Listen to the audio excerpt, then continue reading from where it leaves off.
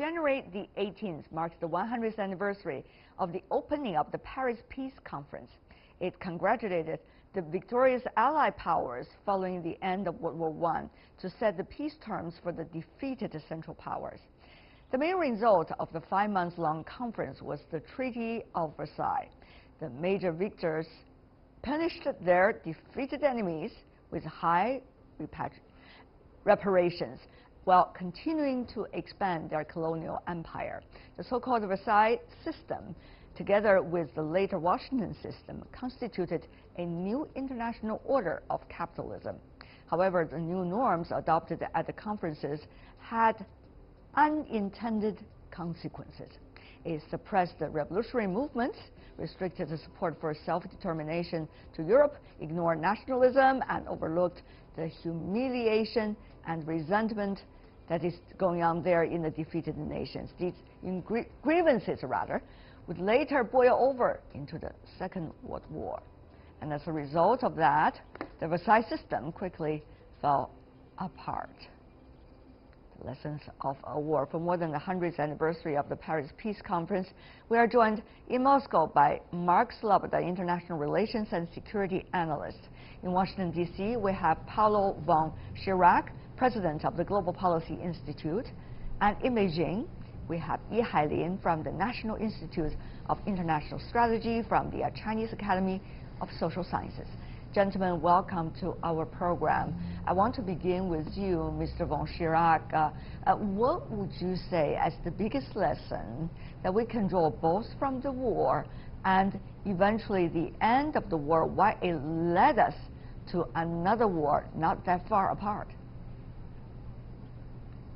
Oh, there are lots of lessons, but I would say the biggest one is not, the major one is not to indulge in punitive measures against the vanquished parties.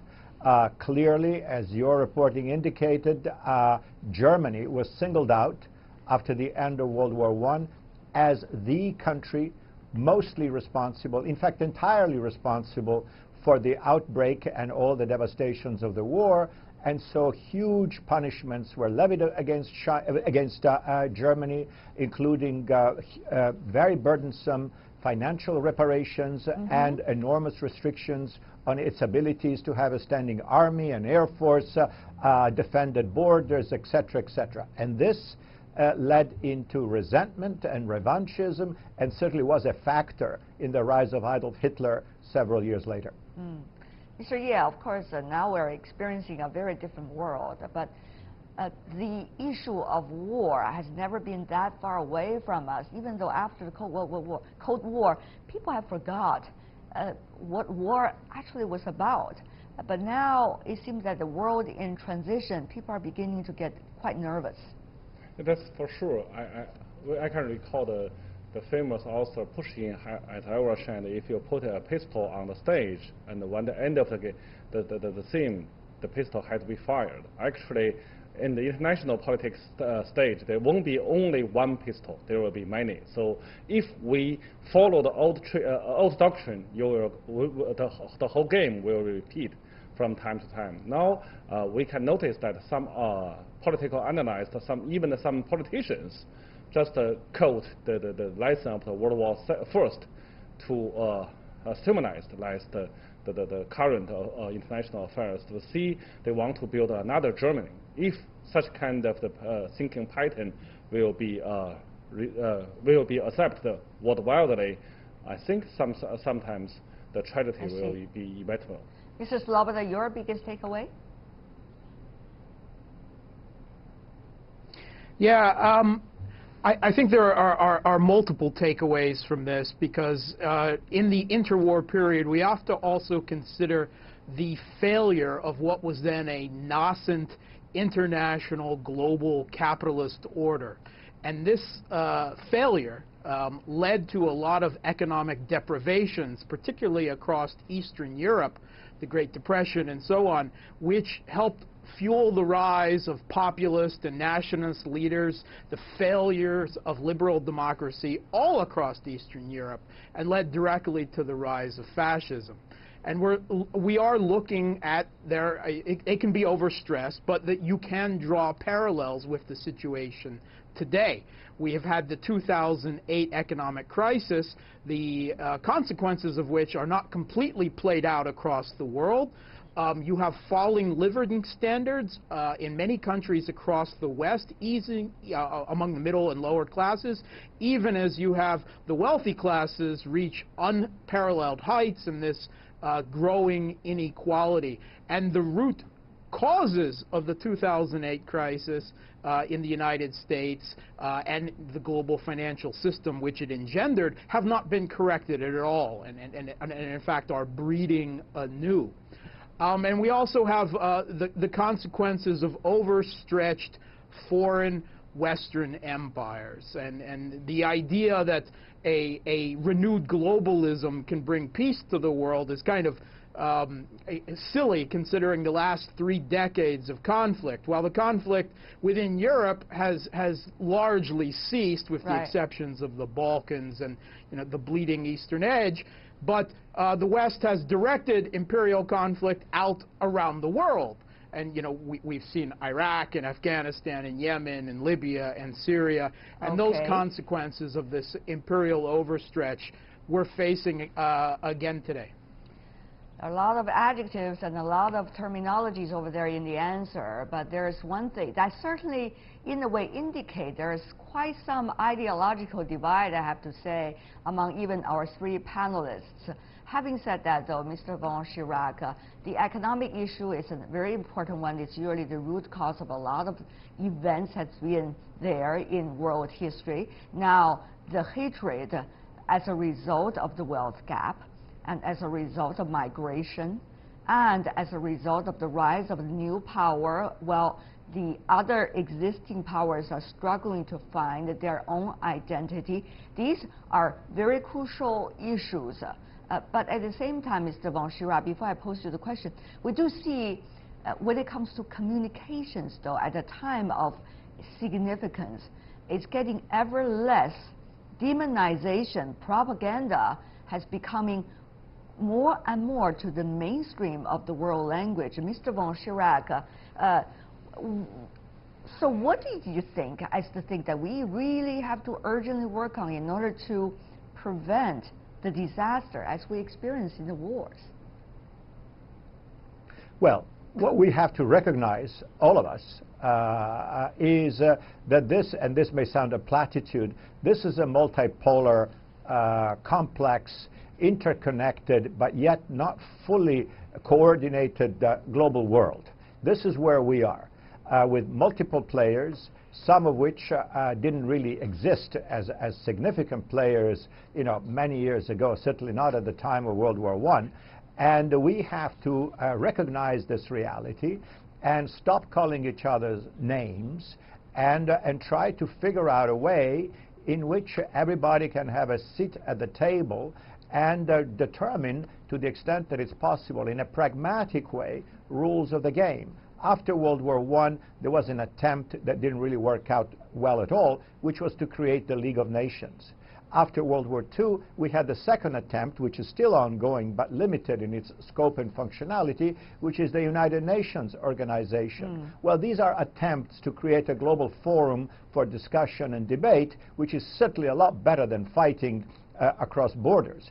These efforts, as I said, are limited, somewhat disappointing in their outcomes, but nonetheless, we have now other fora. And I would point out, for instance, the G20 meetings of the major and medium-sized industrialized countries around the world, which provide a forum for discussion and airing differences and try to find common rules of the game. This is hardly perfect at all, and I agree with you that name-calling and demonization of opponents is not constructive. We all have to share this planet, all of us. And China, for one, obviously, is a major new player. Not new, really, but of consequence, certainly in the last 10 or 15 years, has risen to a global role. And it is wise, I think, for everybody else, the United States, Europe, Japan, India, you name it, to recognize new realities and create opportunities for dialogue and airing of differences. Okay. Mr. Sloboda, there are several things that Mr. von Schirach really mentioned, but I do want to have you also help us to understand what do you see as the priority. There are several things here. The old Cold War ideology kinds of battle, that could be one of those possibilities we're going to witness if things are going ever worse. Second thing is the struggling of finding identities between the rising new players, China included, and also the existing powers.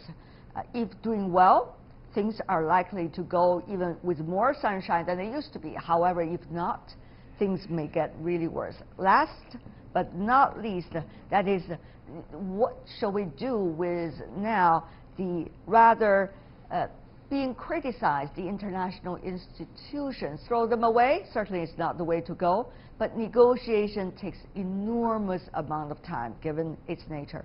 So, Mr. Sloboda, it's a long question, but I do know you have some intellectual wisdom to share with us about that point. What is the priority here? Yeah, you're too flattering. Unfortunately, there is no agreed-upon priority going forward among all the countries of the world, other than that they're all playing to their own economic and military advantage. And there's a backdrop to all of this that didn't exist in that prior 100-year period, a climate change that everyone is essentially ignoring. At least to the scale of the problem that the world is facing right now. And that is the one problem of the global commons that actually really does require every country working together with a shared vision that is completely absent. In fact, every indication is that we are absolutely going in the absolute wrong direction. So there are no agreed upon priorities. I'll answer the third part of your question.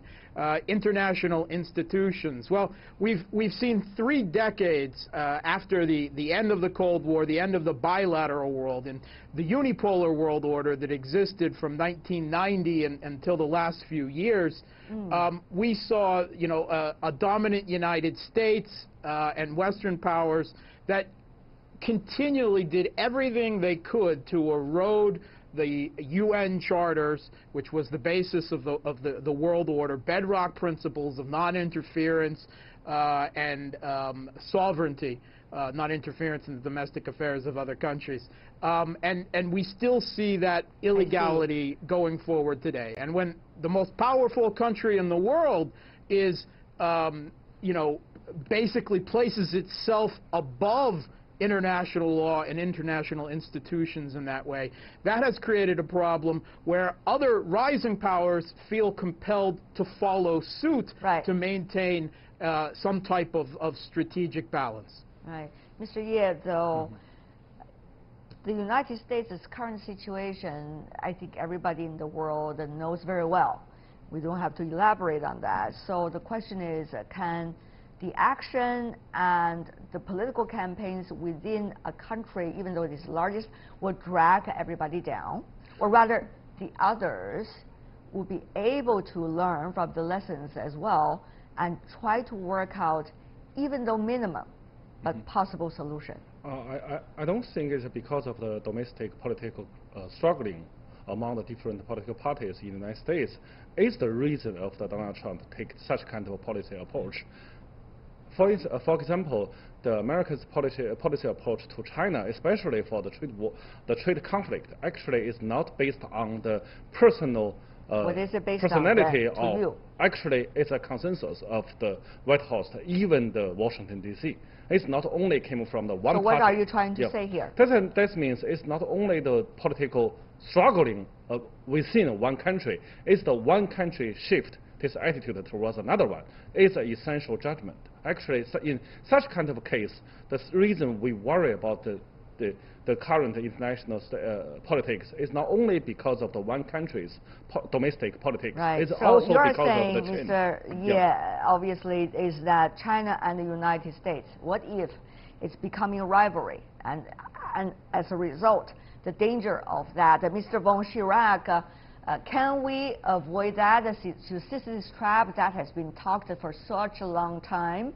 but we see situations not necessarily getting better, even though trade discussions are going on already.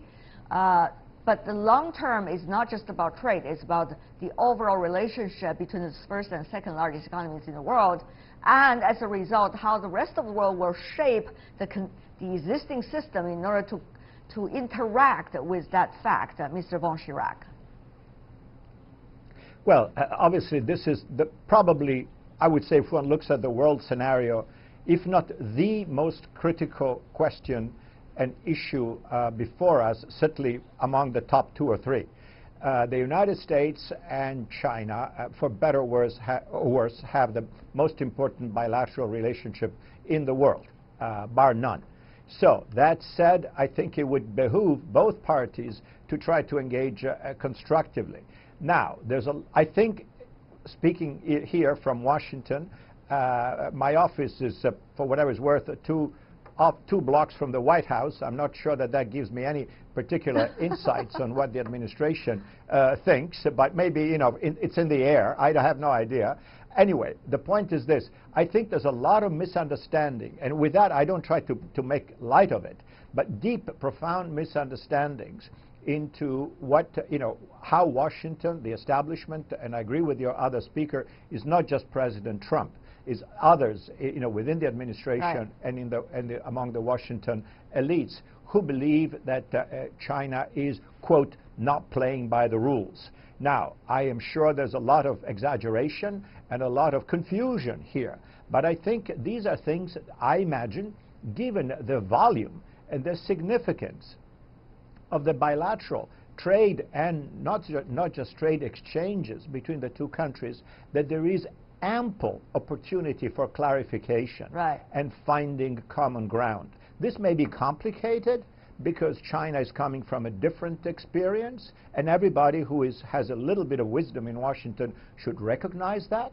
The idea that China was going to be some kind of inducted into a pre-cooked Western system is a bit presumptuous. China has its own history, its own priorities, its own economy. We could discuss the characteristics of China in another edition of our program, yeah, but for now I think but the point is, it's very important for all of us to bear in mind that communication is important, to keep it open, absolutely, to talk frankly, while at the same time keep the ears open, also crucial. Unfortunately, we're running out of time. I'm sure those debates should be going on, and they really should. Mark Sloboda, Paulo von Schirach, Ye Hailin, the 3 of you, gentlemen, thank you so much for joining us.